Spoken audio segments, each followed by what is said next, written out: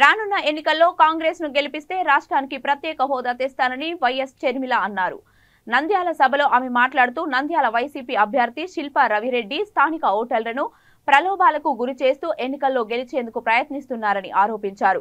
Constable సురేంద్రను చంపితే జరగని న్యాయం సామాన్యులకు ఏం జరుగుతుందని ప్రశ్నించారు. బాబు జగన్ బీజేపీ తొత్తులు అని ఎద్దేవా చేశారు. బ్రహ్మాండంగా కబ్జాలు చేస్తాడట, బ్రహ్మాండంగా అవినీతి చేస్తాడట, అన్ని కాంట్రాక్టులు ఈయనవేనట, లేకపోతే ఈయన బినామీలేట. ఈయన మంచోడైతే ఈ క్యాండిడేట్ ఇక్కడి నుంచి తీసి ఇంకో చోట ఎందుకు వేస్తారన్నా? మామూలుగా మన ఇంట్లో చెత్త ఉంటే ఏం చేస్తాం? చెత్త తీసి అవతలేస్తాం. ఇప్పుడు ఇక్కడ ఎమ్మెల్యేలు ఏం చేశారు? ఈ చెత్తను తీసి ఇంకో చోట వేశారు. అంటే ఈయన చెత్త అని వీళ్ళే ఒప్పుకుంటున్నట్టు కదా. మరి ఎందుకన్నా ఇలాంటి చెత్తకు ఓట్లేశారు? ఏం చేశారు నీకోసం?